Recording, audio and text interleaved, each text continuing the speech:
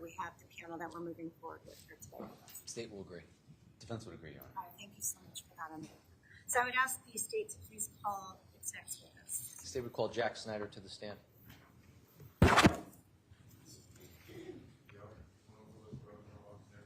Thank you. You may be seated. Thank you. Good morning, Jack. Good morning. Can you please tell the ladies and gentlemen jury how old you are? 19 years old. And do you go to school? I do. Where do you go to school? University of Tampa. And what are you studying? Finance. And do you know why you're here today? I do. And why are you here today? Testify. In relation to what? The events that occurred on May 14th, 2022. And have we met before in connection to this case? We have. And can you tell me a little bit about the circumstances surrounding how we initially met? So I hired my attorney, and he went to the state of Connecticut, and they formed an agreement that I would provide full detail and truth about what happened on that day. In consideration for your, what's your understanding with that agreement? That I would not be prosecuted. And is there any consequences if, based on what you tell us today? If I were to lie about what happened or commit any more criminal charges, that I would be prosecuted or liable for prosecution. May I approach the witness? Showing you it's the mark of States Exhibit 94 for identification purposes. Do you recognize States 94? I do. And what is States 94? Our agreement. And is this the agreement that you executed in the presence of your lawyer and your father on November 2nd, 2022? It is. Does this agreement encompass the agreement between you and the state of Connecticut concerning your testimony concerning the events of May 14th, 2022? It is. I would offer this as a full exhibit. No objection, Your Honor. All right, the court will accept into evidence as a full exhibit states 94. Thank you.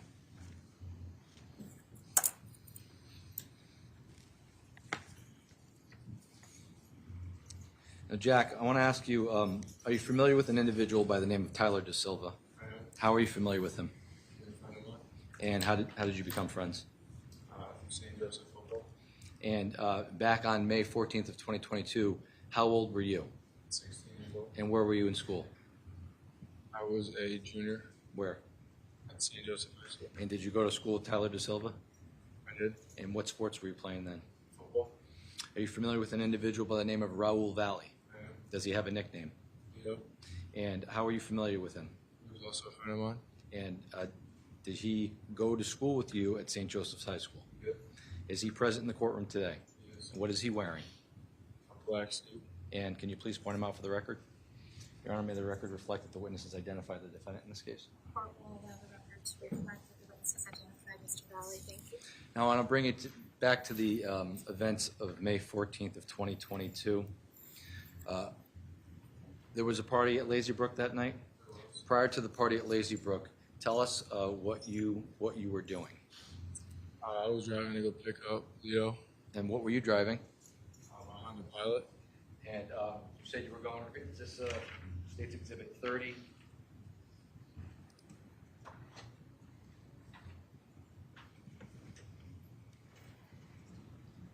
Is that a picture? What's that a picture of? Behind the pilot. Is that the car you were driving on May 14th of 2022? And you say you were going to pick up the defendant? Where were you going to pick him up? His house. Where's his house? In Milford. And what time of day would you say you were going to pick him up? Late at night. Probably around 9 p.m., 10 p.m. It was dark already? Yes.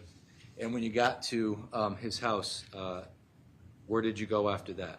I went to go pick up Tyler Silva. And where does Tyler live? In Milford, Connecticut as well. When you picked Tyler up, was there any alcohol in the car? At that time it wasn't until he got in the car. Wasn't until who got in the car? So Tyler brought alcohol in the car? What kind of things did he bring in the car? I believe 2 bottles of vodka. And when you left Tyler's house, where did you go? I think we went straight to the party. The party at Lazy Brook? Do you know whether or not you were invited to that party, you and your friends? And when you got there, around what time of night would you say you got there? 10 p.m., maybe a little bit later. And when you got there, how many people would you say were at the party? Probably 40 people, maybe. And what kinds of things were going on at this party? Just drinking and cup pong, stuff like that. So when you say drinking alcohol, You know, was alcohol being provided at the house, or was it bring your own you alcohol? can bring your own alcohol. And when you got to the party, were you drinking? I was. Were you drinking prior to getting to the party? I was. And when you got to the party, how long were you withdrawn? Did there come a point in time where you were under the impression that you guys had to leave? We were. And when you were being told to leave, did you encounter two individuals that you were not familiar with at that party? I was. And can you tell us a little bit about how that happened? So we were under the impression that we'd be able to stay at the party if we removed people who were also uninvited. So when these two individuals came, I didn't know who they were, and we were told to ask them to leave. So we went up to them and we just told them that they weren't welcome there, that they needed to leave. When you were at the party at Lazy Brook, between the time you got there and the time those people came, how long of a period of time was that? Maybe 30 minutes, 45 minutes. And when you got there, do you recall what you were wearing that night? I believe a red sweatshirt. Do you recall what the defendant was wearing that night? I believe a jersey. Show your State's Exhibit 53. Can you identify the people in State's 53? I can. And who's the person on the left in the red sweatshirt? That's me. And who's the person on the right? That's Lito. And is this what he was wearing on May 14th of 2022? It is. I noticed he's wearing a helmet and a neck pillow. Did he come to Lazy Brook like that? He did not. Can you tell us the circumstances surrounding how that he came to be wearing those items I think he just found them maybe in the mudroom or in the garage or something. and just put them on? Did he put them on almost immediately when he got there? I wouldn't say so. Maybe 30 minutes, 20 minutes after we got there. So shortly before the two individuals that were also not invited, at least that you're aware of, arrived at the house? So when you encountered these individuals, tell us about what happened during your interaction. Well, let me withdraw. Did you have an interaction with these two individuals when they came? Tell us about that. So one of them was holding a case of beer, and we said that he'd be able to stay if we took his beer or he gave us his beer, and he didn't want to give us his beer. So the conversation started to get a little bit more aggressive, and we moved from the garage to the driveway, and that's when I took his beer from him. Okay. You took his beer from him? And when you took his beer from him, did the, not what was said, but was there another more interaction between you and the individual you took the beer from? And what was that like? I think he squared up with me initially, and then I squared up with him. So you were going to fight for the beer? Is that good, right? And do you recall how the fight started? I do. And how did the fight start? After we squared up with each other, Lito came around and hit him in the back of the head, and then he lunged forward at me. And how long did the fight last for? 30 seconds. And do you recall, when he lunged at you, did you recall what happened after he lunged at you? I fell to the floor. And when you fell to the floor, do you recall if anybody else jumped in on the fight at that point in time? I think Tyler and Lito were helping me out while I was on the floor. Okay. That was about it. And how long did the fight last for? 30 seconds.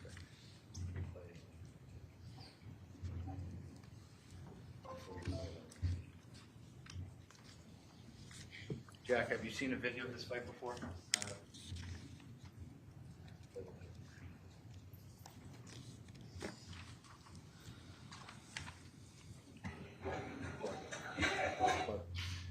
So Jack, is there a pointer up there? Can I? Right there. You have your monitor in front of you. I'm going to ask you if you can identify this person in the red. Do you know who that is? That's me. The person in the green that it appears that you are fighting, who's that? That's the Shelton person that I was fighting. Is that the kid you took the beer from? Yes. The kid here with the dark pants, the light blue shirt, do you know who that is? You can rewind it if you can. Can you rewind it a little bit?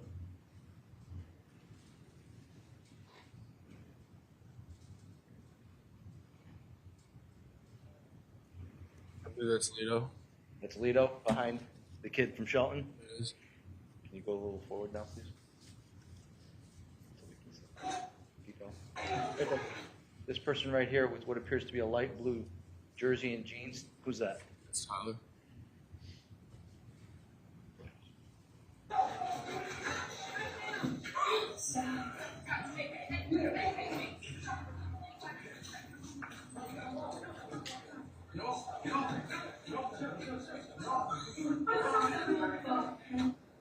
Do you recall the fight happening that way?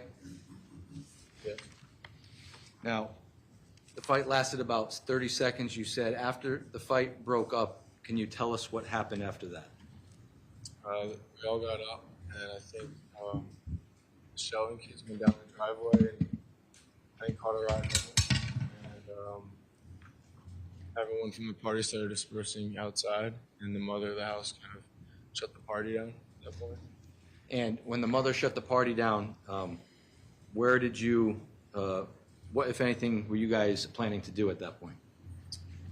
At that point, just go home, find somewhere else to go maybe, until we got added to a group chat. You were added to a group chat? Do you know who added you? I don't know who added me. What was the name of the group chat, do you recall? Something along the lines of the basketball team. And when you got added to this group chat, did you know why you got added to the group chat? After looking at the text, I did. And why do you believe you were added to the group chat? Because the kids who were at that party were upset at what happened and wanted to meet somewhere to fight us.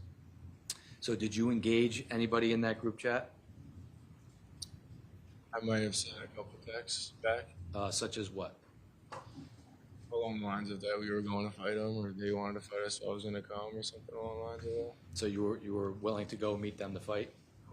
And at some point in time after the fight, did you get in your car? Yeah.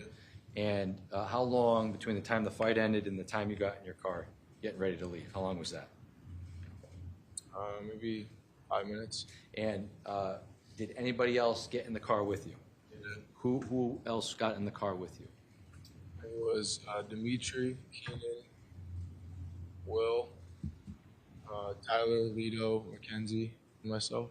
So you said Dimitri and Keenan. Who's Dimitri and Keenan? Friends of ours. Did you go to school with them? And that would be Dimitrios Arfanis and Keenan Frasick. And you said Will. Who's Will? Will Singlewald. And did you go to school with him at St. Joe's? And you said Mackenzie. Who's Mackenzie? Mackenzie Traficante. And did you go to school with her at St. Joe's? And what was the significance of Mackenzie Traficante at that moment in time? She was dating Lido. So it was 7 of you in the car? It was. Who drove the car? Do you recall who was in the front seat when you left? Tyler. And do you recall who was in your back seat? Everyone else. You don't recall where everybody was sitting at any particular time? When you left Lazy Brook, where did you guys head to? So in the group chat, I think they were initially planning on meeting us at Trumbull High School. That was what I was under the impression of. So we went to Trumbull High and expected to see a couple people there. And when you got to Trumbull High School, what did you guys do when you got there? We pulled in the parking lot, and there was a black BMW who apparently was one of, I believe, Keenan's friends, or someone in the car knew them. 2 kids, but they weren't who we were looking for. So we kind of just stayed in the parking lot for about 10 minutes or so. And when you were in the parking lot for 10 minutes, did you all get out of the car? I don't believe so. No one got out of the car maybe to go relieve themselves or walk someplace else, go talk to those kids in the BMW? We were conversing through the windows on our cars. And what kinds of things were you conversing about? I think we were asking them to come along with us to go fight. Okay, so that you made them aware of a potential fight that was going to happen? And were you having a conversation with the defendant when you were at Trumbull High School about what had occurred at Lazy Brook or this potential fight? I think it was in conversation. And what kinds of things were you guys talking about? So we were going to go meet these kids and fight them. And fight them? The intent was to fight them? Yeah. Now, you said you were there for about 10 minutes. After about 10 minutes, did you become aware that it was time to leave Trumbull High School? How did you become aware of that? In the group chat, somebody sent us an address and told us to go over to that house, and that's where they'd be. And did you in fact drive over to that house? You in the front seat driving, and who was in the front passenger seat? Tyler, so And when you got over there, do you recall what the house looked like when you got there? I just knew there was a driveway on the right and a front lawn. Couple of bushes. State's Exhibit 49 is State's Exhibit 49. Does it look familiar to you? It does. Is that the house that you went to? It is. 14th of 2022. Yes. And do you recall? Are you from Norwalk? I am. Do you recall your path of travel when you got to that house that night? Yeah, it was from Adams. It was from Adams.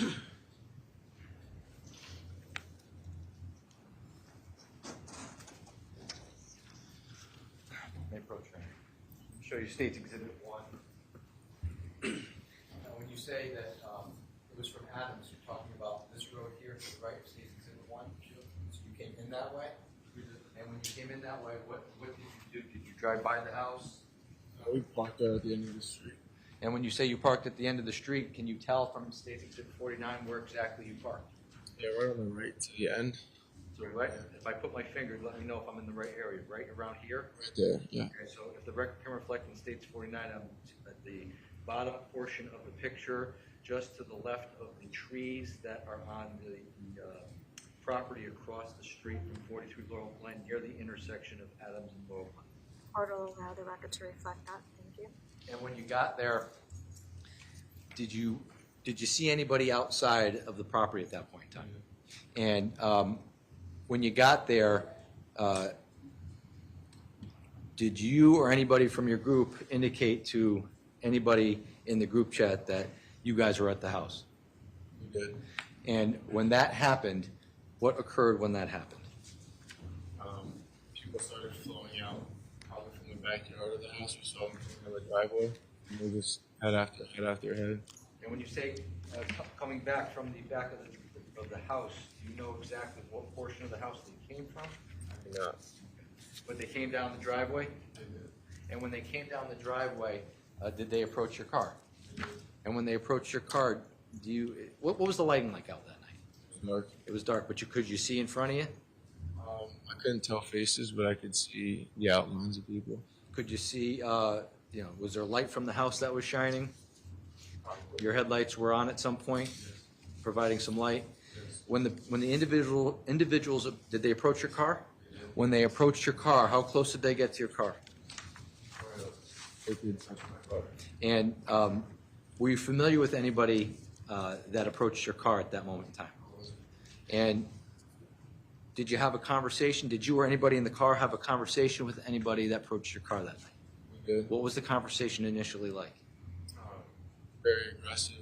We didn't expect to see so many people there, so we were kind of already kind of on our backs, and they surrounded the car. The windows were cracked, so we could talk to them through the car, and they were screaming, cursing, throwing stuff at the car, kicking the car, stuff like that. They were- Spitting in the car. What were they doing? Spitting at the car? Spitting in the car. Touching the car? Oh, yeah. Were you guys saying anything back to them? I don't remember the conversation, but we were both going back and forth, kind of. So were you arguing with them also? I believe so, yes. Okay. And how long would you say that occurred for?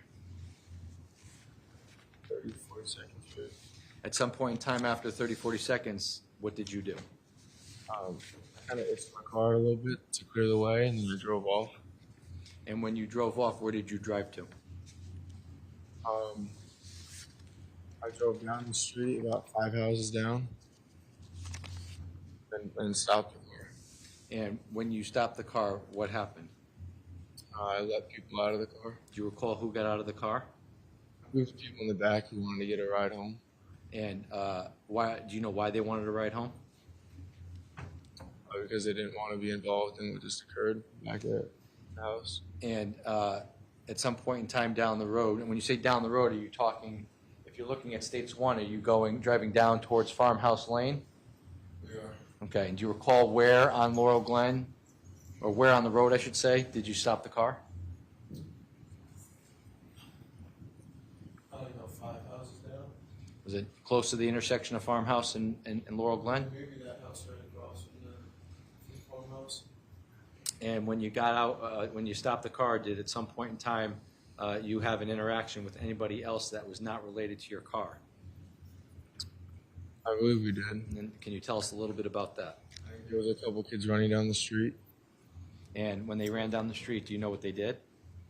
I think they were talking to people who exited my car. Do you know who they were talking to? I don't recall. Were you still in the car at this point? And do you recall what, if anything, was anything thrown from your car or towards your car at that point? I don't remember anything at the time. It was my car. When you were down the street and there were individuals out of your car, did you see anybody engage in any physical altercation down the road? I did not. Did you see anybody from that other group with any weapons on them at that point in time? At some point in time, did you drive the car down the road and turn back? I did. And when you did that, what did you do? Did you get in the car? Did you or get out of the car? What did you do? I think we went out to check the damage on the car. When you said we, who's we? I think they were already down the street. I drove off, and then I came back around, and then I got out of the car, and we were all kind of outside the car. So were you the only person in the car that drove down and came back? I think so. And when you came back, Mackenzie was out of the car already? Yes. Tyler, Yes. the defendant, Yes. Will, Yes. Keenan, Yep. Demetrius? Yes. And when you got back, you stopped the car? And when you got out of the car, what did you do when you were looking at your car? Just observing. What did you observe? Dents and nicks on the car and something on the windshield. Showing your state's 31, is this something that you saw on the night of May 14th, 2022? It is. By the way, what time would you say you got to 43 Laurel Glen on May 14th, 2022? You recall? Maybe 11:30. 11. So this defect in the windshield here, was that there prior to getting to Laurel Glen? It was not. So that happened when you got to Laurel Glen? Good. And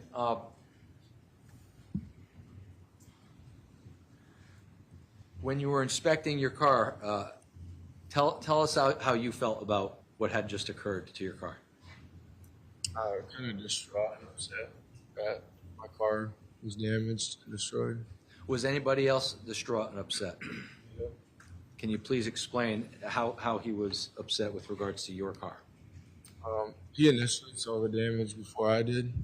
That was the last thing out of my car. He was just going around and, look what they did to your car. It's all destroyed, stuff around those lines. What, was he saying anything else with regards to, look, he just said, look what they did to your car. He didn't say anything else? He was just distraught about what happened to my car. Was he more upset than you?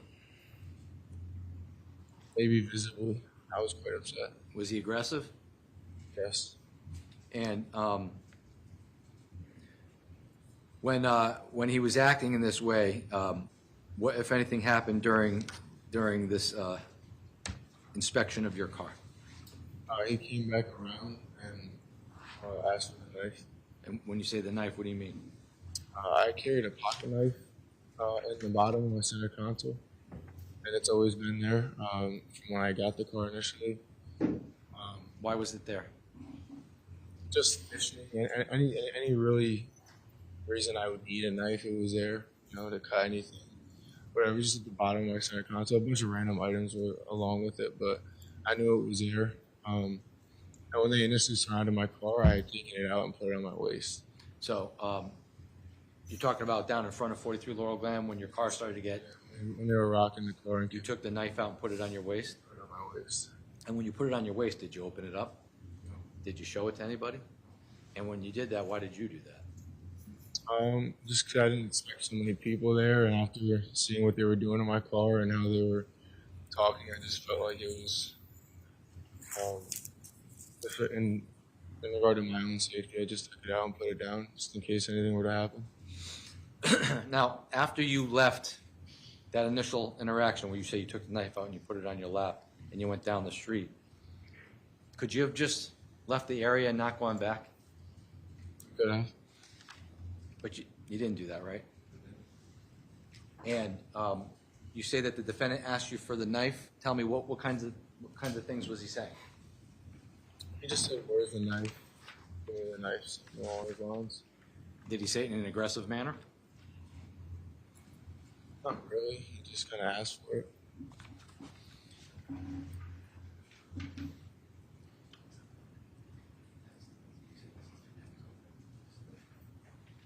you approach the witness, Your Honor? Yes.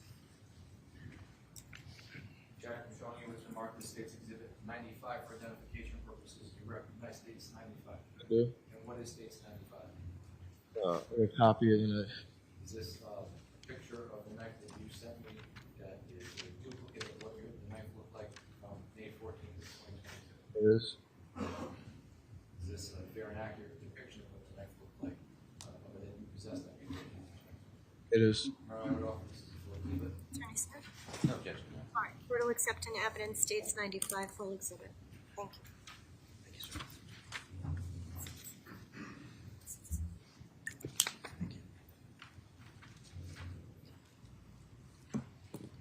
Showing you States 95, it's now been marked as a full exhibit.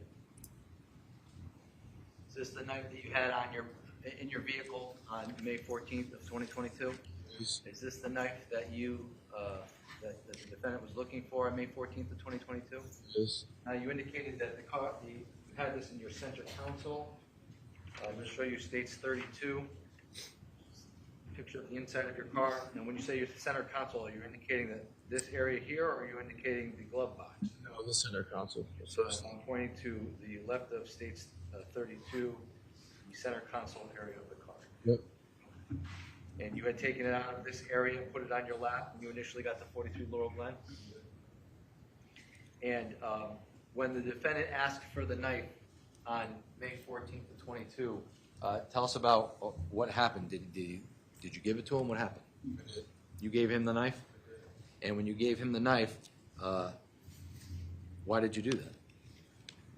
I wasn't really thinking. I just gave it to him. He asked for it. I gave it to him.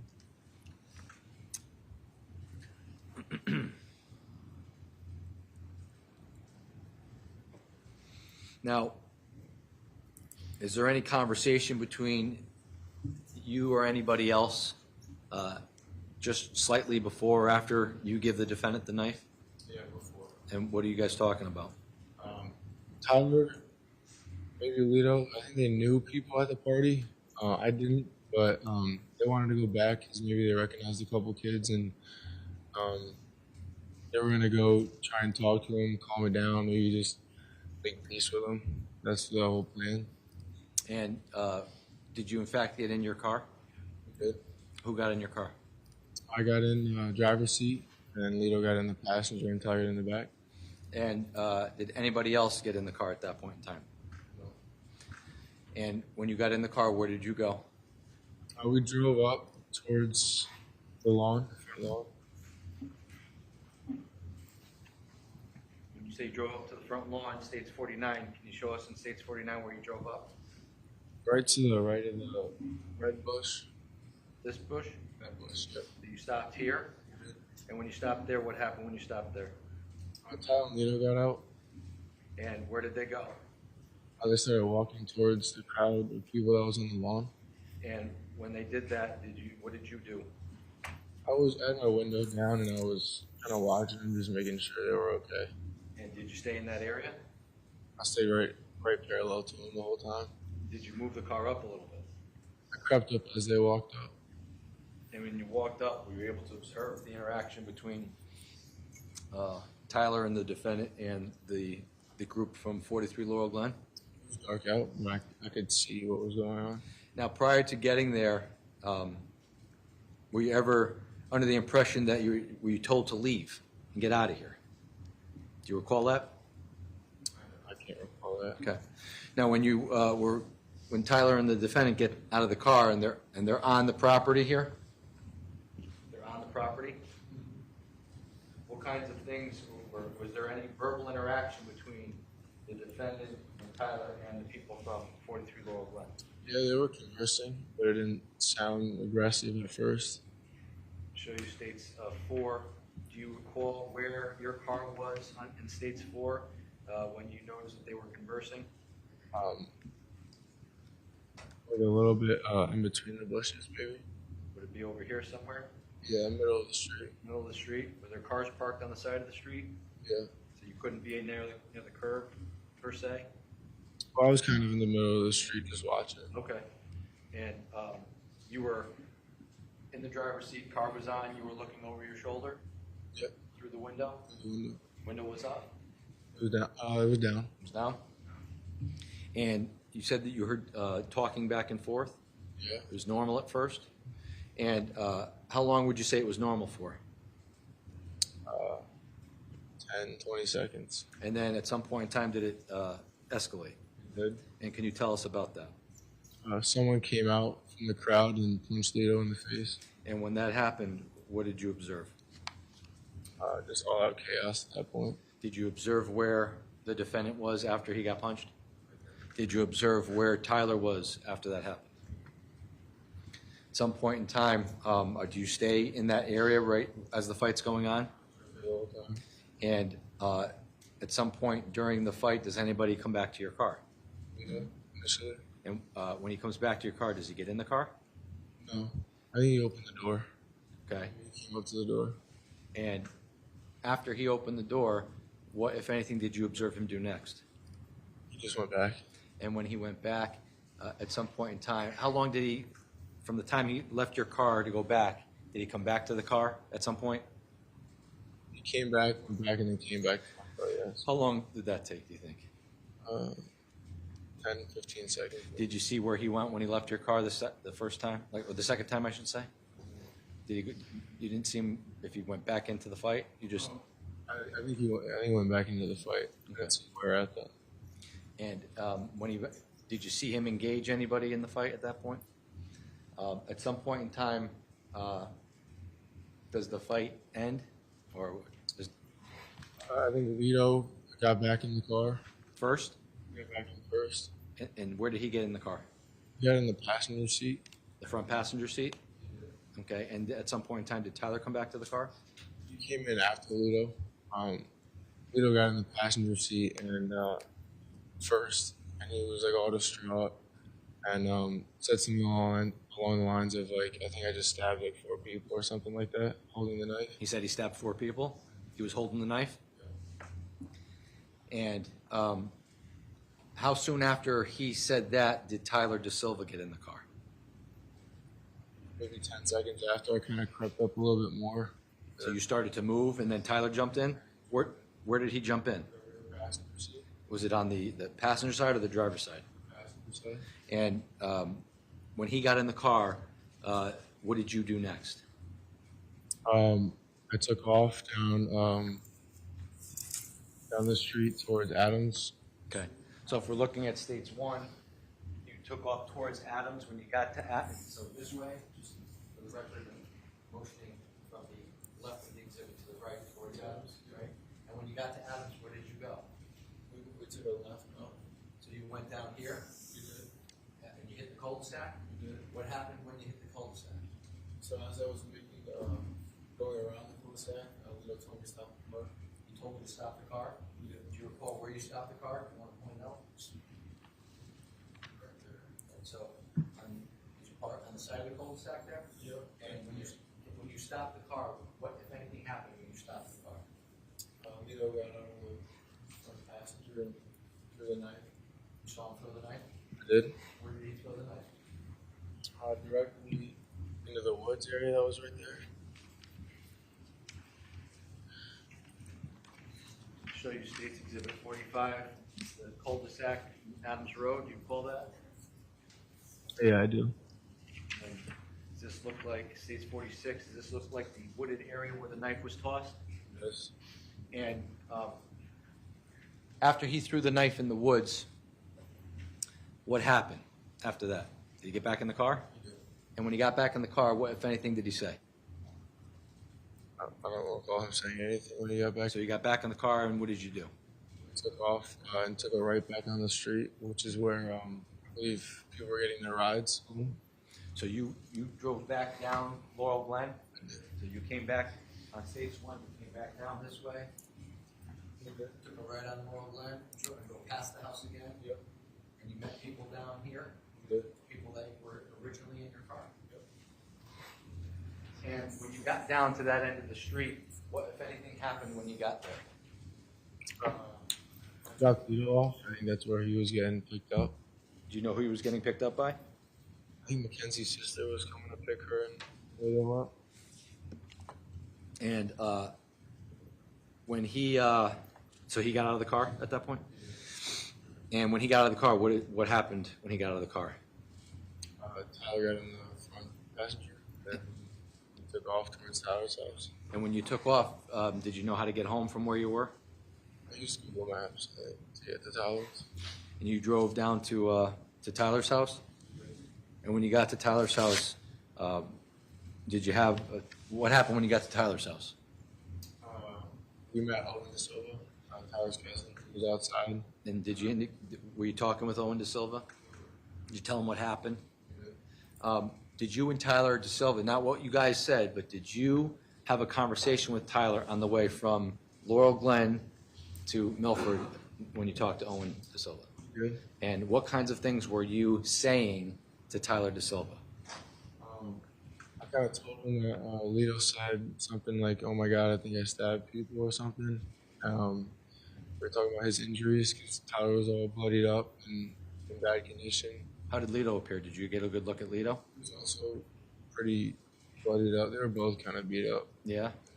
And did you say anything else when you were talking? When you were going to Milford? The conversation was kind of along the lines of like, how are we going to get back at these people? Because like, at the time we had no idea the severity of the situation. Like when Lito said like I stabbed people, I'm thinking like he's on the ground and maybe hit someone in the leg or something and got out of it and got back in my car. So it was kind of like the tension was kind of still there. And in the group chat, kids were still texting in the group chat. So it was kind of just still kind of aggressive between the groups. So we were just kind of talking about like how we're going to get back at these guys. And you didn't understand the severity of it? I thought we was going to jump or something and we were going home. And did you text anything in the group chat after the incident at 43 Laurel Glen? I did. What did you text? I guess said something along the lines of like, enjoy the hospital visit or something. And at some point in time, you talked to Owen DeSilva. Do you stay in Milford that night, or do you leave? I go And you go to home, and home back to Norwalk. And when you go back to Norwalk, when you get home, do you have any conversation with anybody when you get home? Yeah, my father. And did you tell your father what had happened? I did. And not what he said to you, but what was his appearance to you when you told him what had happened? He kind of looked shocked and kind of gave me the impression that this was going to be something more serious than I kind of thought it was. At some point in time, did you have another conversation with another family member? I did. Who did you have a conversation with? My cousin, And who's your cousin? Mike Diorio. And you talked about what had happened at 43 Laurel Glen? Mhm. And at some point in time, were you contacted by the Shelton Police Department in any way? Was it, how close in time was it from the time of the incident to the time Shelton Police Department contacted you? I think it was that morning.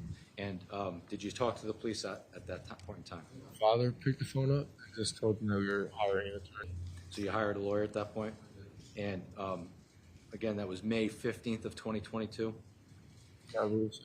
And at some point in time, do you recall in consulting with your lawyer and your father or your parents, do you recall wanting to meet with the state's attorney's office with regards, or the Shelton Police Department and the state's attorney's office with regards to this incident? Yep.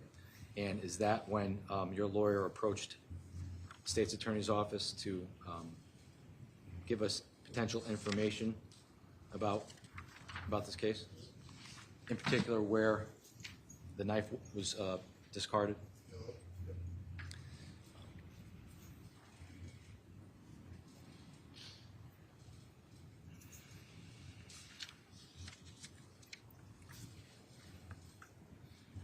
And is the first time that you spoke to law enforcement regarding this case, was that on November 2nd of 2022? I believe so. And did you give a subsequent interview with law enforcement to clarify anything that may have been misunderstood? Yeah. May I have a moment, Your Honor?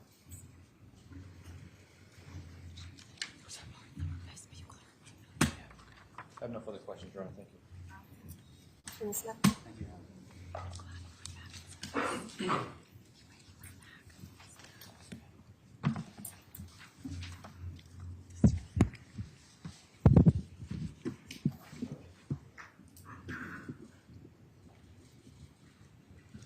Good morning, Mr. Schneider.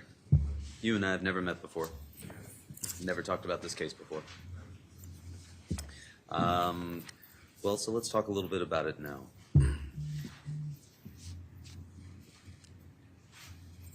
You told us that the evening began with you picking up Mr. Valle and Mr. Desilva in your Honda Pilot that evening sometime, correct? Yes. And then you took everybody over to 5 Lazy Brook Road, correct? Yes. And that's where you had been invited over to the lifer's house, right? No. No. We weren't invited. I think we just got word that there was a party there. Okay. Who'd you get that word from? I can't remember who told us to go, but we just eventually went. Okay. You got there and you were there for 1 or 2 hours? That sounds right. Did you see the lifers when you were there? We did. You knew Madigan from school? I did. And you knew Austin from school? Did you see Austin that evening? I think briefly I did, yeah. You said there were maybe 40 people there when you got there? I believe so. You'd been drinking at the party and beforehand, Yes. but you didn't bring the alcohol. That was Tyler DeSilva who brought the alcohol. Yes. And then 2 individuals that you didn't know arrived and you told them that they had to leave, right? Did one of those individuals, the one holding the case of beer, did he give you a beer? I can't remember giving me a beer now. Did he give Mr. Valle a beer? I can't remember that. Did he seem to you like he was trying to make friends with you? Initially, maybe at the end of the party, yeah. At the end of the party? No, to get into the party. To get into the party. Gotcha. And you told him that he needed to give you that beer. Yes. A dispute broke out about whether or not you were going to actually get that beer from him, correct? Yeah, it was about like him giving us the beer, and then in turn he'd be able to stay at the party. Well, you say giving us the beer. You were the one asking for the beer, right? Yeah, You were the one who was talking with this individual, right? we all were. Okay. Tyler DeSilva was talking to him? We all were, yeah. Me, Alito, and Tyler. Okay. And yet, the person that squares up, that's you, right? Because you're the person who took the beer from him, right?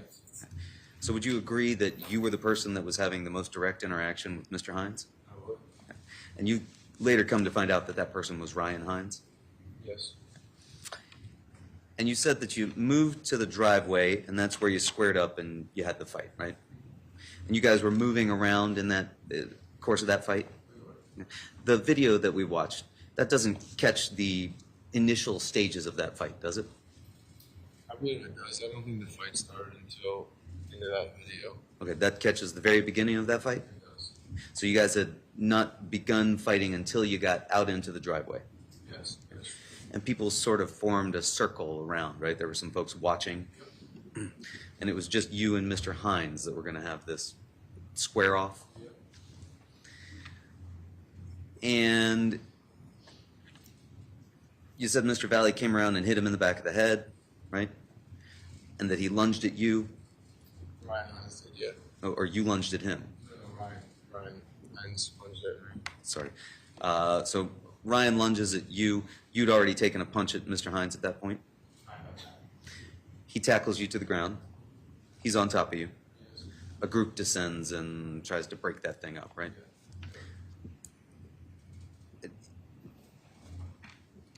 At some point, you all get up and you go your separate ways. Yeah. The kids from Shelton High that had just been involved with the fight, they walk down the driveway and get in the car somewhere? Yeah. Did you see them do that? Yeah. And where was your car parked? To the left. Looking down the driveway, it was off to the left. Okay, so nearby. And you, how long before you got in your car and left? 5-10 minutes, maybe. Did you see at any point Mrs. Leifer come out, shut the party down, and give the beer back to Mr. Heinz? I remember her coming out. I don't remember her giving back the beer. Okay. In any event, you didn't have the beer anymore at that point, correct? You said after that the plan was to go home, right? It was. When you say go home, to your own home? No, I was going to be sleeping out that night. Where were you going to be sleeping that night? Most likely Tyler's. Tyler DeSilva's. And as far as Tyler DeSilva, that was a close friend of yours? Do you remain close friends? And would you say you were closer with Mr. DeSilva than you were with Mr. Valle? I would. I think that's fair to say. Okay. You weren't going to sleep at Mr. Valle's house that night? It was possible, but I think the plan was to sleep at Tyler's. Okay. That's where we frequently slept out at. And you said at some point you got added to this basketball group chat, right? Correct? Yes, correct. Sorry, we've got the court reporter here, and you have to say out loud something she can't get. Okay. You didn't create that group chat. Mr. Valle didn't create that group chat. Mr. DeSilva didn't create that group chat. But you got added to it. Okay. When you got added to it, was Mr. Valle also added to it at that same time? I'm not sure if he was at it, but I knew a couple of us were. I'm not sure exactly who, but we were all kind of talking about it. Okay. Who else was on that group chat? There were probably a good 20 people in it, and about probably 3 or 4 of us in it. So it was majority kids that I wasn't aware of. I didn't know. So when you were looking at that group chat, you couldn't see the names of the folks that you didn't know. You just saw numbers. Is that fair? Yep. But you quickly got an understanding of who those unknown numbers were, right? And you understood that that was the kids, at least some of the kids and kids who were related to the kids that you had just gotten into the fight with, right? Yep. Because you said that there was, your understanding based on what they were texting was that they wanted you to fight with them, right? And you sent text back indicating you were willing to do that, right?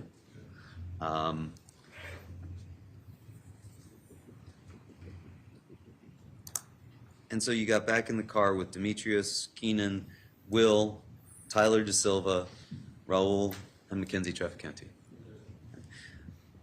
And did they all know that you were getting in the car to go fight these kids? Yeah, we made it pretty apparent that people who were going to be in my car were going to go with us to go fight. So Mackenzie Trafficante knew that you were going in the car to go fight? Objection as to what she knew. Sustained. When you say that people in the car knew that you were going to go fight, what led you to believe that they knew that? I kind of went up, and after we were in the group chat, I was like, I can't remember if we were already in the car or driving, but I said, if you're in the car or you're getting in my car, we're going to go fight these people. And I think the people in my car agreed they were going with us. Demetrius? Yep. Keenan?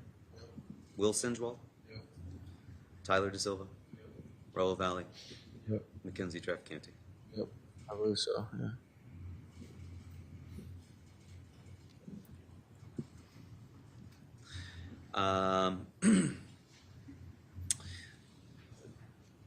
You told us you were driving and that Tyler DeSilva was the passenger at this point, right? Yep. And so you got in the car and you went over to Trumbull High School. We did.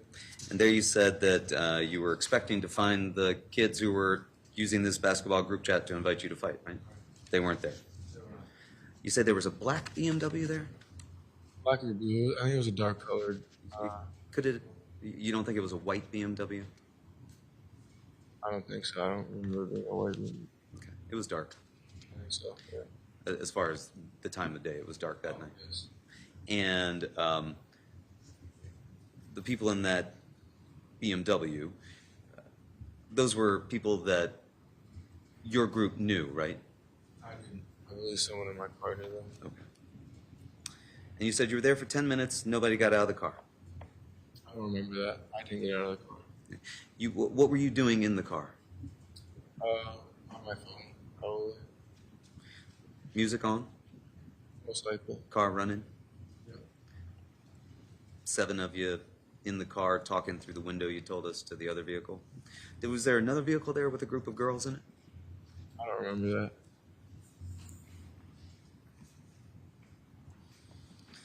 that. And then you said while you were sitting there on this group chat text, somebody, not from your group, sends the address 43 Laurel Glenn Drive, right? And it was your understanding that that was now where these kids wanted you to come in order to have a fight. And you drove there because you wanted to have a fight. Yes. Did you know these kids? I didn't. And you didn't even know where this was, right? You're from Norwalk. And so you get this address there, 43 Laurel Glenn Drive. You got 6 other people in the car. You don't even know where it is. You don't even know who these kids are. And you decide you're going to drive everybody over there. Well, I didn't know it was a party. I'm assuming that that maybe the kid who was just in a scuffle with us, he maybe had a couple friends and wanted to settle it or something. So that's why we drove over to go fight them. You're responsible when you're driving for the people that are in that vehicle, right? Yes. You thought that was a good idea to drive all those folks over there to 43 Laurel Glenn Drive? It was a mutual understanding. You thought it was a good idea? I wasn't thinking about the potential consequences. You were 16 years old, right? I was. And you didn't think when you got there that there were going to be 30 or 40 people, did you? Absolutely not.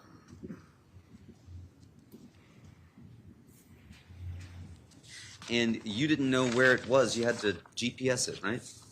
Yes. And it was a kind of confusing layout when you got there because there's through roads and cul-de-sacs, right? You didn't know which one was leading to which end, right? Could have been a dead end, could have been a through street, but you didn't know. And you say you didn't drive by the house when you first got there. You went straight there and you parked the car to the right, right? When you got there, there were people already out in the yard? No. Nobody was out in the yard. Okay. And you indicated to the folks in the group chat, we're here. Yep. And then people started coming out of the house, right? Yes. One person came out of the house, right? Yes. Quickly followed by a second person, right? Yes. Then a third person, right? Yes. Then a fourth person, right? Yes. A fifth, a sixth, a seventh, an eighth, right? Yes. At that point, you're outnumbered now, right? Yes. A ninth, a 10th, an 11th, a 12th, right? Yes. Now what are you starting to think in that car? We're not going to be fighting anymore. You're not going to be fighting anymore? Why not? It didn't seem sensible at the time. It wasn't what we expected to see when we initially arrived, or were going to arrive. You weren't in control of that situation at that point, were you? No. Drove all those folks over there, parked them. Wasn't what you expected, was it? It was getting scary, wasn't it? It was. It was getting terrifying, wasn't it? It was. You worried about what was going to happen now, I bet. It was. How many people do you think ultimately came out of that car, out of that house? Maybe 30, maybe a little bit more. All came over to your car. Yes. 7 of you in there and 30 on the outside, right? Yes. Surrounding the vehicle, right? Yes. And at first they came up to the driver's side, some of them, didn't they? I did. And you had your window down? I had it cracked, I believe. Cracked. Didn't want to put it the whole way down at that point, right? And people started coming up and started talking to you through the window, right? Yes. And you say at first that was peaceful. I don't think it was peaceful at first when they all kind of walked up. Everyone was kind of screaming. I think I heard something along the lines of like, "Where's the kid who did this to me?" If it was someone from the party even before. That was Ryan Heinz, right? It could have been. I didn't see his face. He spit at you. Yes. Did it make it into the car or just on the car? I don't think it hit me, but I think it made it into the car. There's people in front of the car. There's People on both sides of the car. It's true. There's people behind the car. True. Some of those people get on the car. That's possible. I don't remember anybody getting on top of the car. Do you remember the car rocking? I do. Do you recall if somebody was on the back bumper jumping up and down? It's possible, but I wasn't. I'm gonna overrule it. Thank you. I wasn't really looking at the back of my car. I was kind of focused on what was going on in my area. Why didn't you just drive away? I did eventually, but I didn't want to, run anybody over. So I kind of started itching my car out a little bit, and then people started eventually making way. Yeah, You couldn't just pull away, right? If you just pulled away, you'd have hit somebody who was standing directly in front of the car, right? You'd hit somebody who was on either side of you, possibly, right?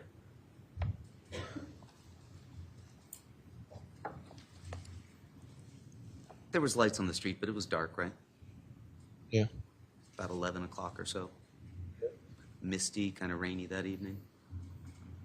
Sounds about right. People inside your car were terrified, weren't they?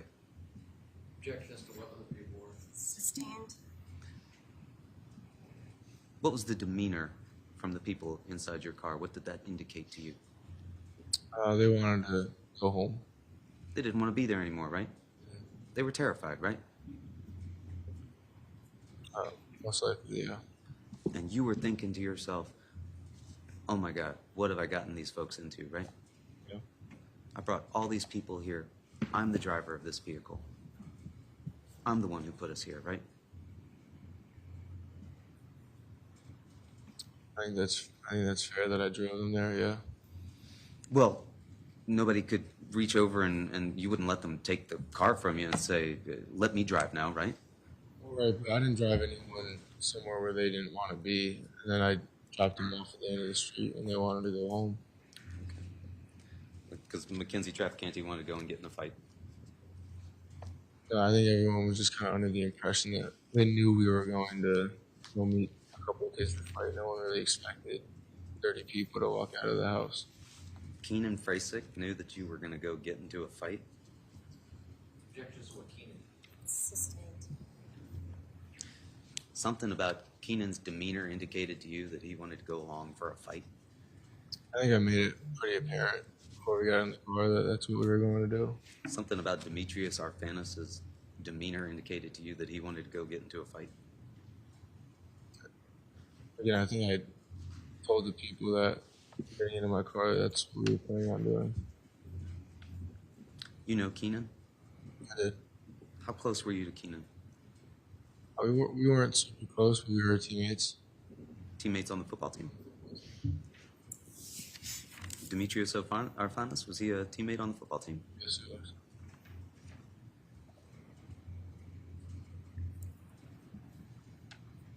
Are they starters?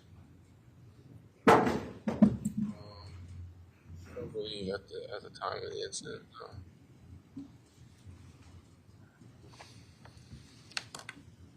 How many people were on the driver's side of the car?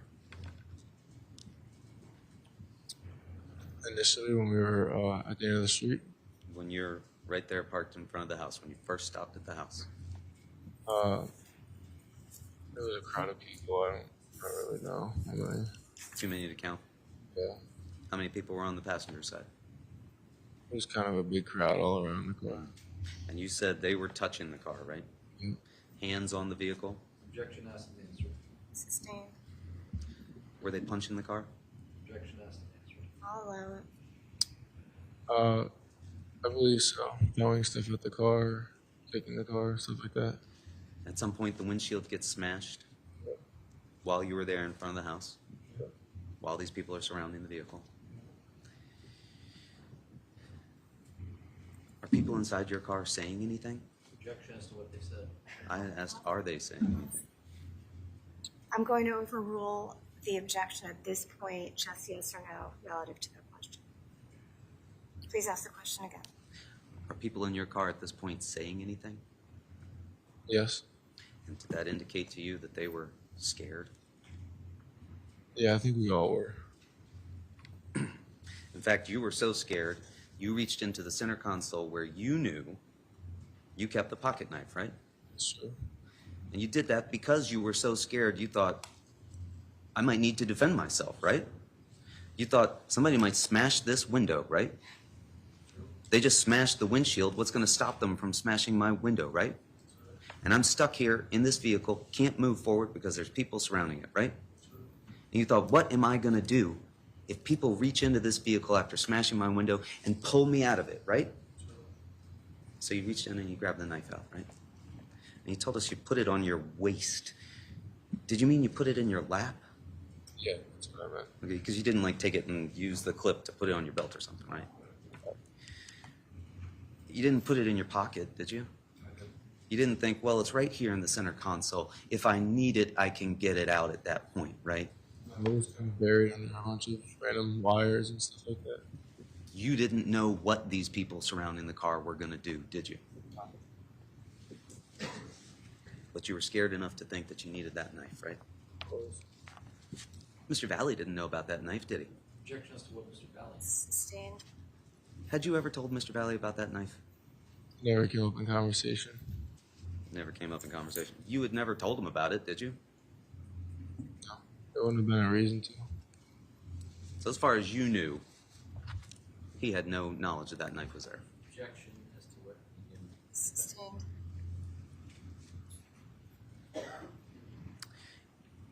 And you were shown a picture of what you say is a copy of that knife, right? You said, though, that that knife that you had in the car had been in that vehicle since it was given down to you by your brother, right? It was just in the family, that car. It's always been in the family. And the knife had been in there as well, right? And that's why I kept it for years, yeah. So it wasn't a brand new shiny knife that you got for that purpose alone that day, was it? It was a tool that you kept there. You said for fishing? Yeah, for anything you'd really need a knife for, it was just there. Were you raised as somebody was told, you know, it's useful, helpful to have a pocket knife when you need one? I just think a knife is useful in a lot of, random scenarios in life, just something to have, yes.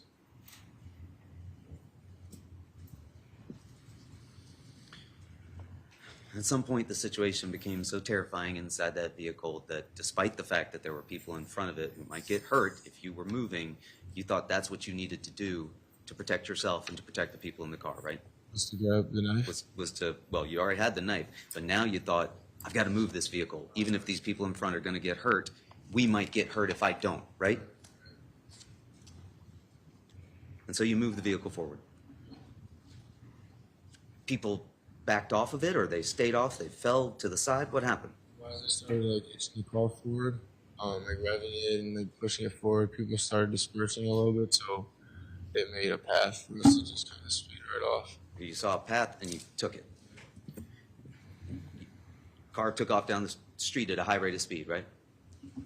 Yeah.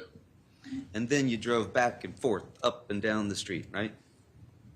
I don't remember that. Throwing things out the window at this group, right? I don't remember that happening. That didn't happen, did it? You drove down, some people got out of the car around that area where you showed us on Exhibit 1, right? And in fact, do you recall that people from the party were now chasing the vehicle down the street as you were driving away? Initially, yeah. In fact, when you let these folks out, or when they got out of the car when it first stopped, a group of these Shelton kids were coming down chasing them, right? I think so, yeah. And you could see that at least in your rear view mirror, could you not? And then you drove the car off up ahead, correct? And at that point, you were alone in the vehicle? I believe so, yeah. And you drove up and you went and you turned down Farmhouse Lane, right? No, I think he went down straight. Down to the end of Laurel Glen? Yeah. The dead end, I think it is. Okay. We can't see that dead end on Exhibit 1, can we, behind you? No, I don't think so. It extends a further way down there, right? So you lost sight of the people that you had just dropped off at some point, did you not? You couldn't see them anymore because you had driven down to the end of the street, right? And you thought, oh my God, I just left all these folks at the street that I just drove them to with this crowd of people that just attacked the car, right? You were scared for them at that point, were you not? Yeah, I turned around and I went back. You went back even though you were scared? Yeah. What did you think was going to happen if you didn't go back? That calls for speculation. Let me check that. So, You were worried if you didn't go back that your friends were going to get hurt, weren't you? Yeah. That's fair to say.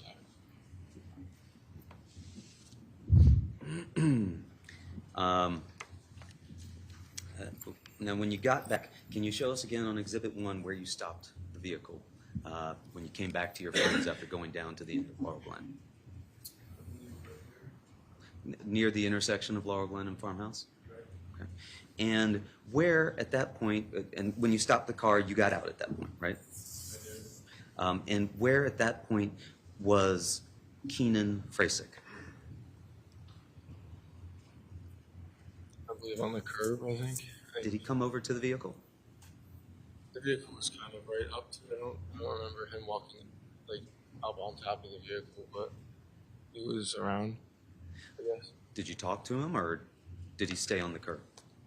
I don't remember any conversation I had with Keenan, but And did Mackenzie Trafcanti come up to the car, or did she stay on the curb? I don't remember if Mackenzie was up on the curb. I think she was on the curb. I don't remember any conversation with her either, of her coming up. Will Sinjwald, did he stay on the curb? Demetrius Arfanis, did he stay on the curb? So yeah, they were all kind of just right there. And so at the vehicle then, near the intersection of Laurel Glen and Farmhouse Lane, is yourself, Mr. Valle, and Tyler DeSilva? Not yet in the car, but yeah, we were all kind of there. Inspecting the car, you told us. Yeah, I got out and I started looking around.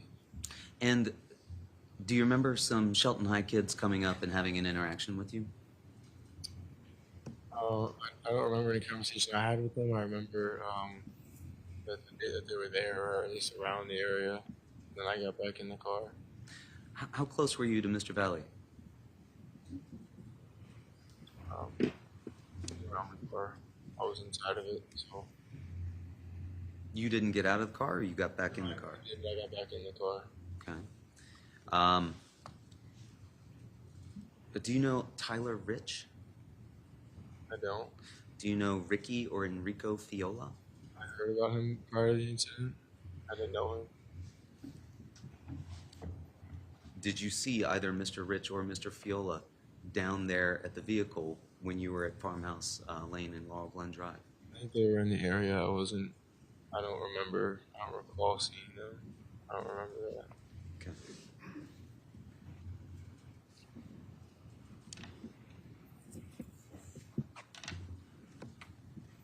And you've told us that there was some discussion down at the car about the damage, right? Yeah. You told us you were upset about the damage, right? I was.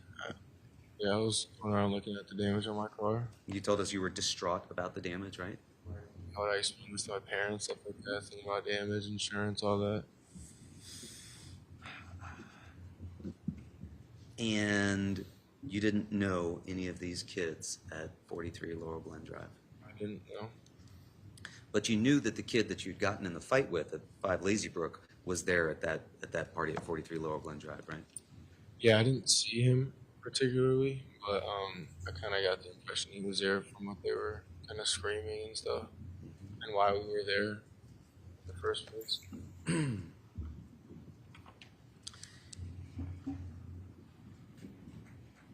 And you told us that there was discussion about look what they did to your car, right? Yes. You were visibly upset. Yeah. Mr. Valle, you said, was visibly upset. Yeah. Mr. DeSilva also visibly upset. I think everyone kind of was. We were kind of all kind of in a state of shock about what just happened. While you're standing there by the car, and these Shelton High kids, how far away were they? I don't remember where they were. Further down towards the house? I would assume so.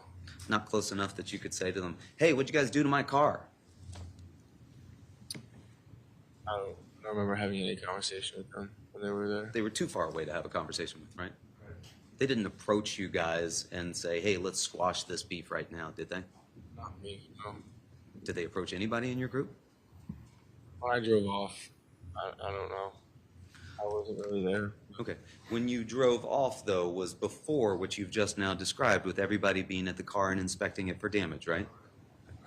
So when you're at the car inspecting it for damage, you didn't see any of these Shelton High kids come down and have a conversation with you guys as you're inspecting the car, did you? I didn't have any conversation there.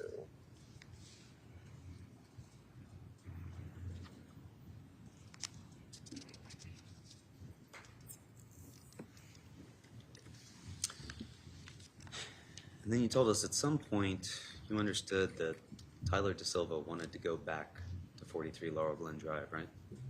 Because he knew, as far as you understood it, some of the kids there. Right. You live in Norwalk, right? Right. Is that where you grew up? So you're a lifelong Norwalk resident? Yeah. And Tyler DeSilva is not from Norwalk, right? He was living in Milford at this time, but he had grown up in Shelton for some part of his life, had he not? I believe so. Yeah. And he knew some of these kids at the Shelton party. Right. And he told you, Jack, that's what he told. your understanding was that he knew some of these kids at the Shelton party, and he wanted to go back and make peace. Right. His family, I guess, knew a lot of their families. So that was the whole purpose.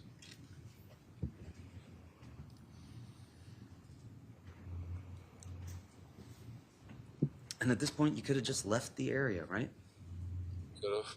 Could have hopped in the car, said, everybody, let's go home. This is a bad idea, right? Yeah. You were 16 at the time. I was. How long had you been driving? Maybe 8 months, 9 months. Were you supposed to have these kids in your car? I was not.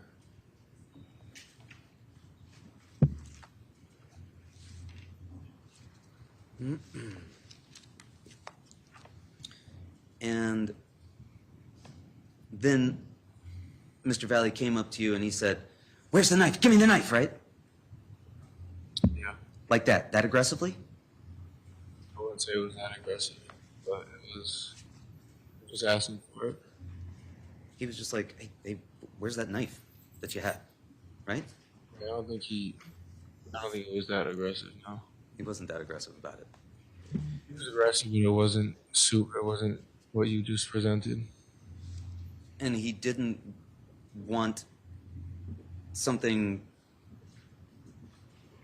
else at that point, did he? Just a knife. He didn't want anything else, no. He didn't indicate to you, hey, let's all grab some weapons and go back there, right? He didn't say, I want that knife so that, let's go back and get our revenge, right? In fact, you understood from his demeanor that he was also scared, right? More upset, I presume. You presume. He was a little bit more angry in his demeanor. You were still scared. I was. You thought these kids might come back down the street again, right? Not necessarily. That didn't cross your mind? Well, I knew I had the car, so if anything, we could have just driven out of there. But you didn't. And Tyler DeSilva was adamant that he wanted to go back and make peace. I'm going to object. That's what Tyler said. Sustained. Tyler DeSilva was adamant that he wanted to go back and make peace, correct? Objection, that calls for hearsay. Sustained.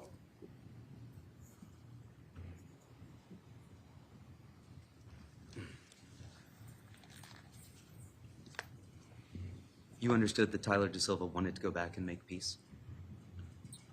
Yeah. In Manlito. You understand? People there. Mr. Valley knew people there? Both of them at the time knew people from Sean since they were from Milford.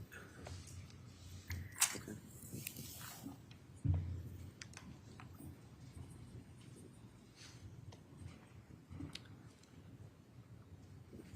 So you got back in the driver's seat, right? Yeah. You saw Mr. Valley go digging through the console to get the knife, right? You saw Mr. Valley go digging through the glove box to get the knife, right? You saw him tearing up the car to try and find the knife, right? You didn't see any of that, did you? No. You gave it to him? When he asked for it. He opened the blade to inspect it, right? No. Took that knife and he got it ready, right? No. Took that knife that you gave him and he put it in his pocket, right? I believe so. I don't remember where he put it. He didn't open it.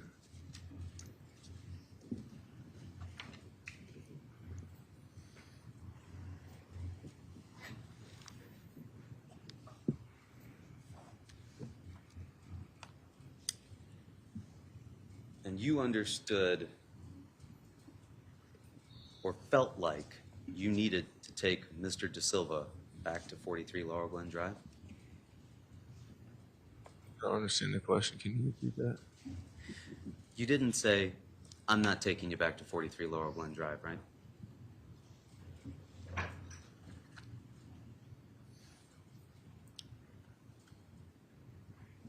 All three of you get back into the car. You say that Mr. Valley got into the passenger side Yes. beside you, and that Mr. DeSilva got in the back Yep. on the passenger side as well. Yes. You drove up, and did you park sort of near the driveway at that point? No, a little further back. I wasn't ever parked. I was always in drive, just, Foot on the brake. yeah. You weren't expecting anybody to get out of that car and get into a fight, were you? It wasn't aggressive at that point. There was no talk in the car as you drove down there about, we're going to get them now. Objection as to what was said in the car. I'm going to strike the last answer, Madam, and form arbitrary. Thank you.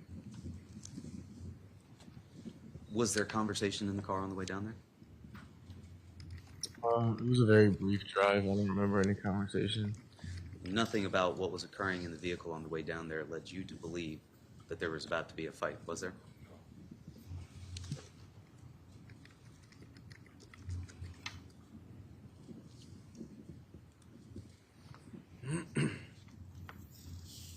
And as you got there, you're in the middle of the street. There's cars parked on both sides, correct? Yeah. And you stop the car. Yep. You don't put it in park, but you keep it running and got your foot on the brake. You see Mr. DeSilva get out of the car. Right. You see Mr. Valley get out of the car. Right. Mr. Valley doesn't have the knife in his hand at that point, does he?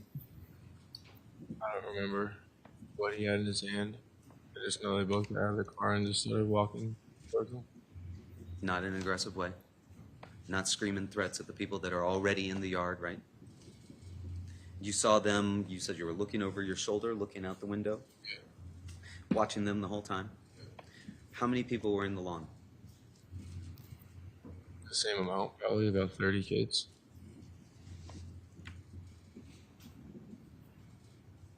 Your two friends get out and they walk up, right? You can see them approach these 30 kids. Those 30 kids swarm forward to meet them. Right. They start getting aggressive with these two kids, right?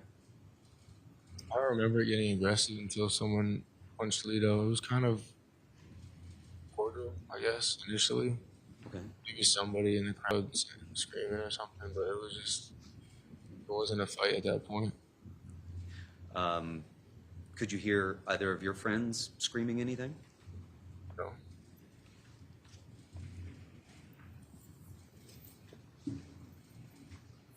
Did you see either of your friends approach them in a fighting posture? No. Did you see either of your friends square up with anybody? You just saw Mr. Valle get punched in the face, right? About 10 seconds, 15 seconds in, yeah. Someone just came and hit him. Did you see Mr. Valle with his shirt up over his head? I don't recall that. No.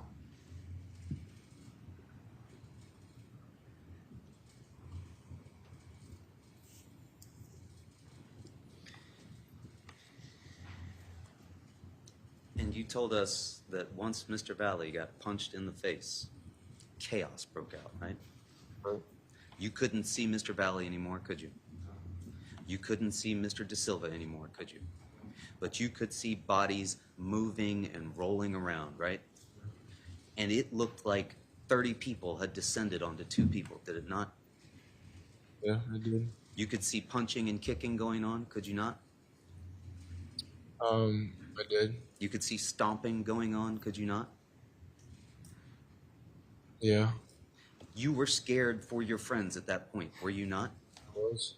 Terrified about what was happening to them, right? I was. So scared that you didn't even get out of the car, did you? I wanted to be there just in case they got out so they could get in my car and we could leave. You didn't want to go get into that scrum, did you? I felt like I'd be more helpful just as the way to escape rather than jump in.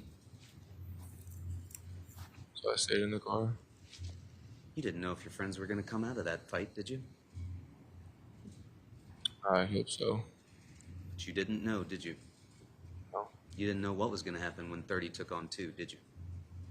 No. That was practically the whole Shelton High School football team, wasn't it? That's fair to say, I guess. You were so scared, you didn't want to get out of that car, right? Sustained. Because it was terrifying to watch, was it not? Sustained.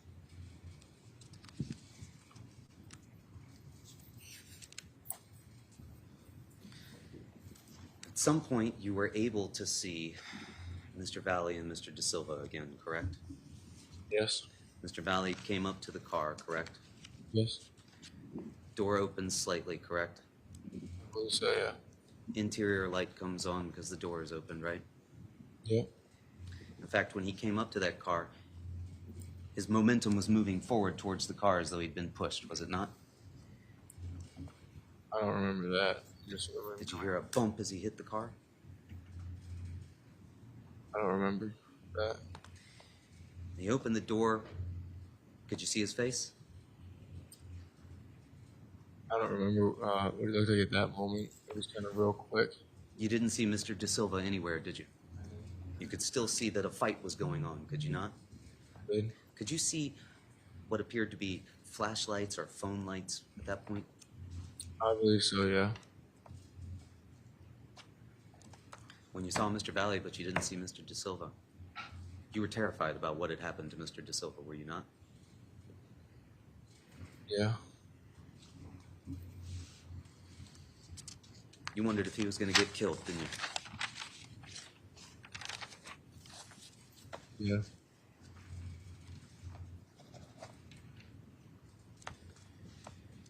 And then you lost sight of Mr.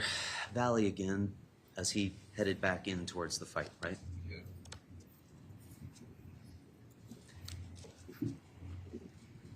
You saw Mr. Valle go to the yard, right? He left my car. I think he went towards the yard. And at some point, as he got onto the yard, you couldn't see him anymore, could you? No. But you could still see that those 30 kids hadn't gone anywhere, right? Everyone was kind of still scattered along the line, along the lawn. And then at some point, you saw Mr. Desilva come back to the car. Yes. He gets into the car, right? Right. And you can see him at that point, right? I can. And you told us he's been battered, right? Yeah. He looked beaten and bloodied, right? You could tell he had obviously been injured in the course of the fight where you lost track of him, right?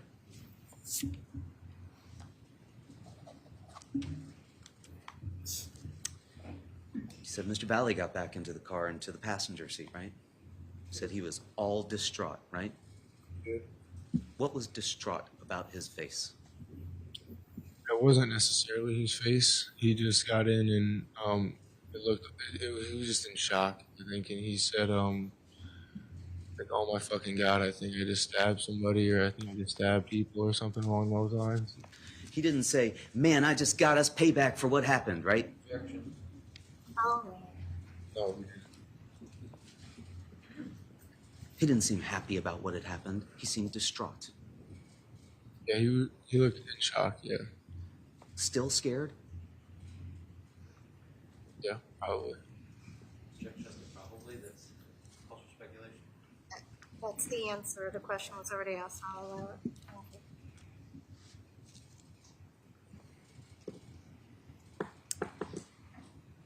And then you took off down Laurel Glenn Drive, right? That's what you told us.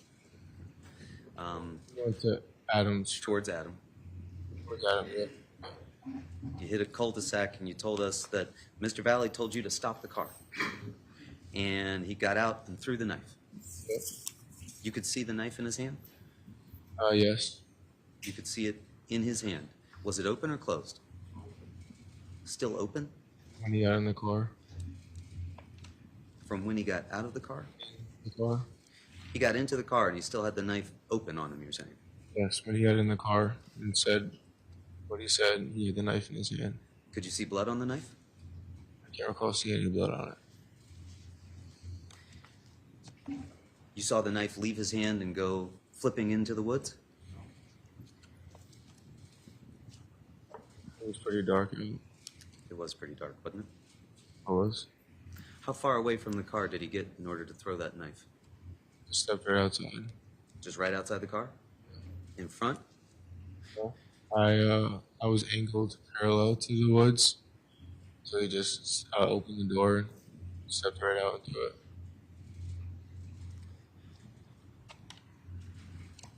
He said he got back into the car at that point and didn't say anything. Yep. You drove back down to Laurel Glen Drive where the people you had left were still there. Yes. And some of those people got into Madison Traficante's car, Mackenzie's sister. Her sister arrived around the same time we were driving down. Mr. Valle got into the same vehicle. Tyler gets into the front passenger with you. Yes. You had to use Google Maps to get out of there, right? Because you didn't know where you were. And then you went and you met Owen DeSilva? Yep. Where was that? At Tyler's house. Tyler's house. And you said when you saw both Mr. Valle and Mr. DeSilva, they were both beat up and bloodied up, right? Yeah. Well, there was no conversation in the car about what had happened. It was just, how are we going to get back at these guys? That was kind of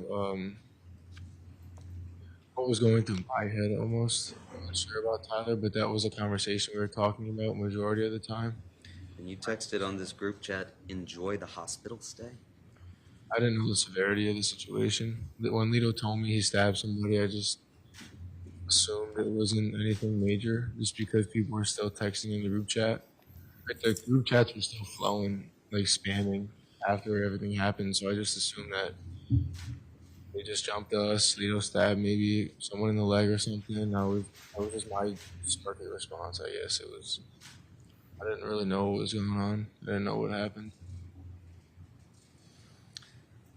You went home and you talked to your dad, and he said, this is more serious than what you think, son. Yeah, it was kind of that tone. Yeah. And when the cops called you on May 15th and said, we'd like to talk to you about this, you told them you weren't going to come in and talk to them, right? I wasn't on the phone. I believe that's something my dad probably said. You didn't go in and talk to them, right? you were worried about your involvement in this, right? Yes. And you waited 6 months until you got an agreement concerning prosecution in place before you talked to them, right? Yes, sir. And in fact, you did that right here in this courthouse, did you not? Yes. And after you got that, it's the first time that you talked to anybody about this, right? That is true. And you're telling us now today that you gave Mr. Valle the knife before driving everybody back down to 43 Laurel Glenn Drive, right? Yes. And this prosecution agreement that you have, it's for complete immunity, right? From the events that happened on that day, yeah. You can't be prosecuted for anything that happened on May 14th, right? Not at this time, though. And those potential things that you might have been prosecuted for could be murder, right?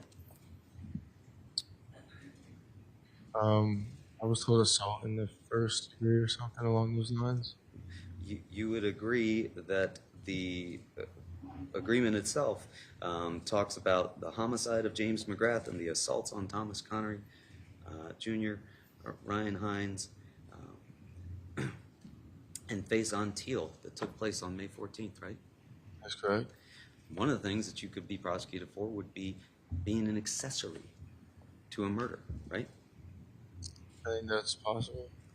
And could be prosecuted for assaults, correct? I believe so. You could be possibly prosecuted for conspiracy to commit those things, correct?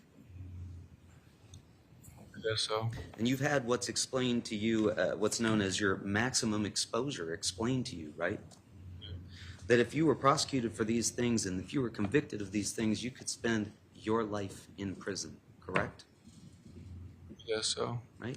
60 years for accessory to murder, right?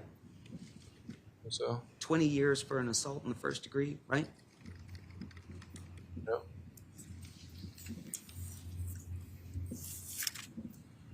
You didn't want to tell anybody your involvement in this case until you got that in place, right? Yeah. And your understanding is that you have to come in here and testify truthfully in order for this agreement to hold, right? Yeah. Your immunity from all those things depends upon who thinking that you testified truthfully. I think the state. Not me, right? I don't make that decision, do I? The state's attorney makes that decision, right? I believe so. You got to come in here, testify truthfully, or you could find yourself prosecuted for all those things. I believe so. And so you gave them a statement on November 2nd, right? And then they told you, you know what? We want to talk to you again. And you talked to them again on November 28th, right? Yes. Because they wanted to clarify some things, right? Yes. They wanted to clarify the timing of when the knife was exchanged, right? I believe so. And they wanted to clarify why your phone had been reset on October 1st, 2022, before you spoke to them, right? Factory reset, right? No. I had water damage in the phone, and I got a new phone, and I think the iCloud messed up, syncing between my mother's and mine. Our texts are kind of merged. Nothing was deleted, but they couldn't find the group chat. I removed myself from the group chat after the event happened. So by the time you went and talked to the officers after you'd gotten your immunity agreement in place, your phone had been reset. It wasn't reset. It was a new phone altogether? I got a new phone, but everything was still on it and intact. That's what they told you? We want to come in and clarify why your phone is everything and intact? I didn't respond. I didn't respond to anybody texting me for the first like month, 3 weeks to a month after everything happened. But people were texting me, so they assumed, I think, that I was removing messages that I was sending back when I just wasn't responding. So I think they wanted to have me come in and just explain why there weren't any texts on my end. I was advised not to text people.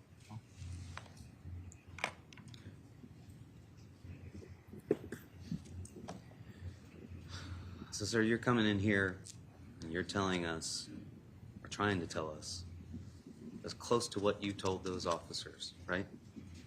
Yes. Because you fear if you change any of that, the state's going to think you're not testifying truthfully, right? There wouldn't be any need to change it. It's all been the truth. And you're telling us that the knife that you gave to Mr. Valle, right? After he asked for it, yes. That was your knife, right? My knife. That you kept in the vehicle, right? That you drove these folks back down to this party, right? Yeah, Tyler and Lito. Tyler and Lito, right? After you gave them this knife, right? After I handed it to Lito, yeah.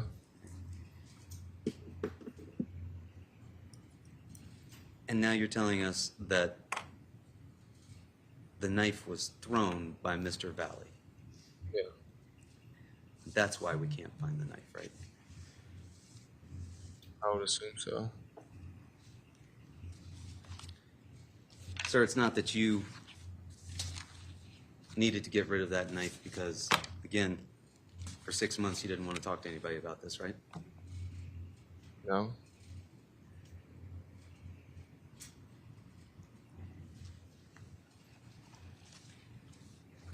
Nothing further. Thank you. Attorney Dirksen. Jack, counsel just asked you a little bit about the group chat. You indicated on cross-examination that you removed yourself from the group chat. Why did you do that? I wanted to disassociate myself from everything that happened on that day. So once you understood the severity of what happened, you got out of the group chat? So what happens when you remove yourself from the group chat on your phone? What happens? I think it just deletes it off my device, but I think, and it says something in other people's phones, like I've left the group chat. Left the group chat? So in other words, if you wanted to go back into the group chat, you couldn't do it? I couldn't unless I was added back into it. Is that something that is saved on the cloud for some reason or no? Do you know? I think it would be. It would be? Okay. And with regards to, tell me the circumstances surrounding you getting a new phone. Why did you get a new phone? I think I'd gone to Block Island, or I'd gone somewhere for, like, to just get away, I think, and I'd walked in the water where they got water damage. It was fine, but the battery was draining, so I just brought it to Apple. It said that I couldn't repair it. It was water damage, so I needed to get a new phone. And when you got a new phone, did the contents of your old phone, was it saved in the cloud? And Yeah, there was like a SIM card, and I just used the same one. I got a new phone. I got 2 new phones. One from my father's coworker right after everything happened because they had taken my phone, the state. So when the state took my phone, I needed a phone, and I couldn't just buy a new one. So I had my dad's friend lend me her phone.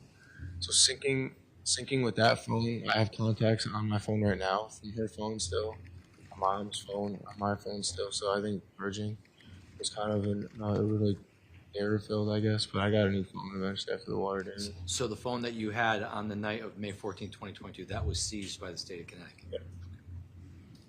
Yeah. Or Shelton PD, right? Don't do that, I think.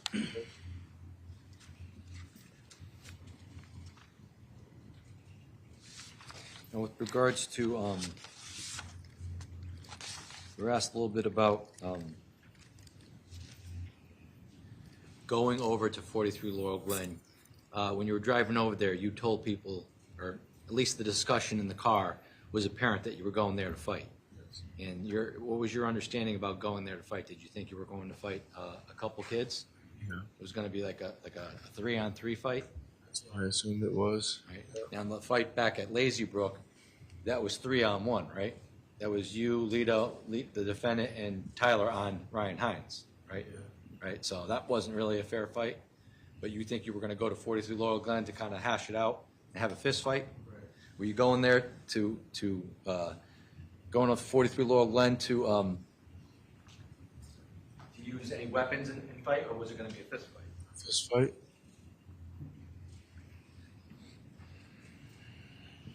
And was the defendant in agreement to go there and fight? Yeah. And when you got there, you said that people came out of the house and the car surrounded the car, and then you guys eventually got scared, right? And you left and you went down the street, right?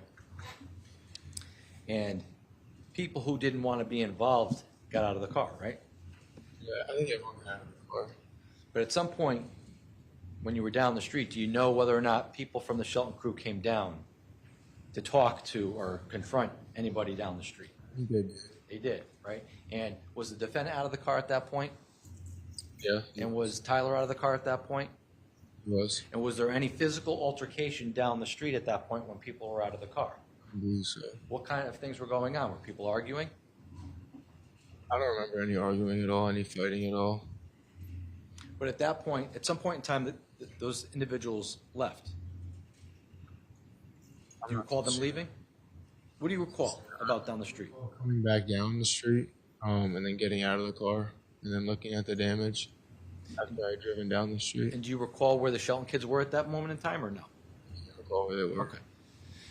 But there was no physical altercation that took place down near the corner of Laurel Glenn and Farmhouse Road. Nobody complaining about we just got beat up, right? No one said we got beat up. No physical altercation. Did you observe anything?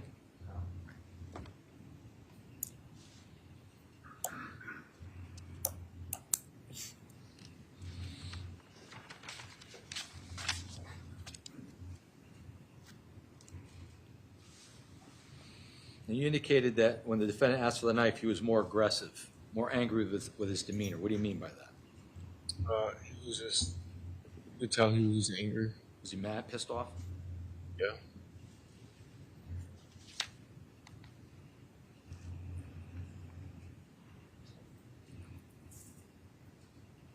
Where do you, before you gave him the knife, do you know where it was before you gave it to him?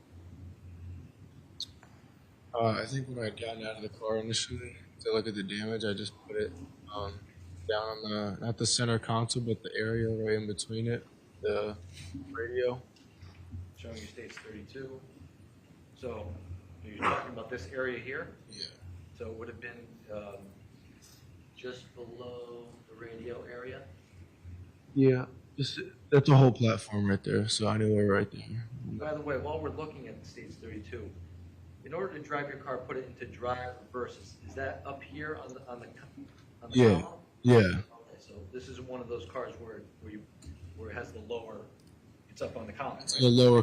That's also a compartment, but it's also like a platform. But in other words, if you have to drive this car forward or backwards, the gear shifter is on the column. Yep.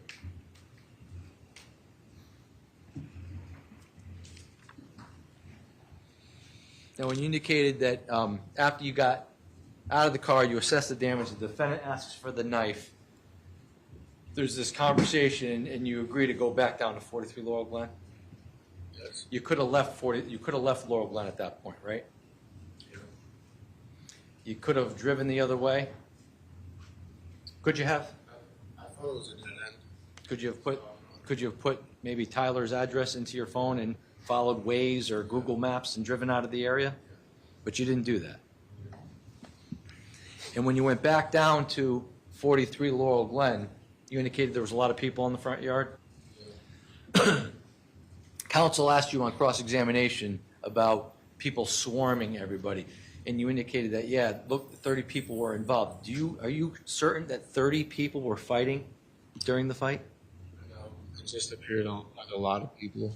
I asked them, probably 30 people there. So you're not sure, not everybody was fighting. So, but Were there a lot of people watching? I couldn't really tell who was fighting and who wasn't, but it was pretty chaotic. So when counsel asked you about, 30 people were fighting your friends, you can't really tell for sure who was fighting. You just know that there was a lot of people and it was chaotic. Right. I don't know who individually was fighting, but I knew that there was a lot of people there. Right. So when he indicated that it could have been, 15 kids on each person, it could also have been 2 or 3 kids on your friends. You just couldn't see, right? No, I saw more than 2 or 3. Right. Yeah. But it wasn't all 30. No, I don't think so. Now, when you get down to the Adams Drive and the defendant throws the knife, he doesn't say, let's get out of here, let's go. That's possible, but I don't remember the conversation. Really. Now, with regards to your immunity agreement that the defense counsel brings up, did the state of Connecticut approach you about your testimony in this case? I believe so. I think my attorney did. Your attorney approached us I think so, yeah. because you had information for us. Yep.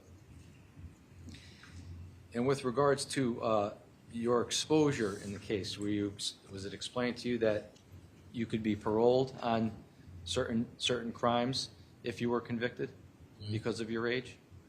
I believe so. Yeah.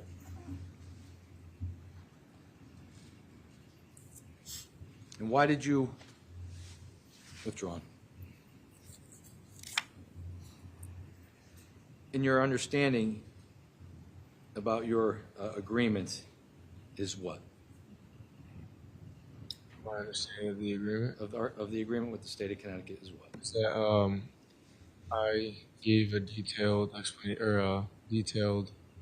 explanation on what happened, the truth on what happened, and that I wouldn't be prosecuted for it. And is that explanation from your perspective about what you remember happened on May 14th of 2022? Yes. No further questions? Any additional questions?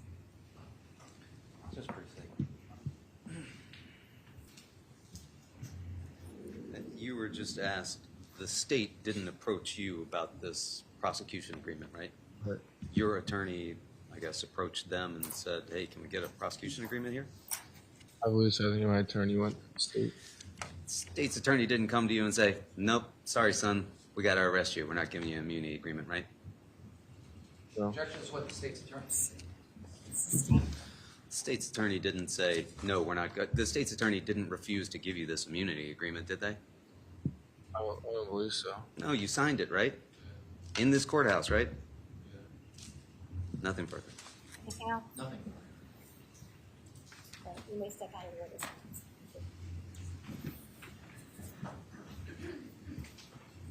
All right, ladies and gentlemen, yesterday I indicated that it would be a half day today, so we are preparing to adjourn. I'm just going to once again remind you to abide by the rule of jury conduct that I just have described to you again at the beginning of the trial and as we've been going through the trial, just highlighting, please try to stay away from media. Also, no conversation with anyone, including each other, about the states, no visiting the scenes that have been discussed or any of the locations that have been discussed, and no conducting independent research.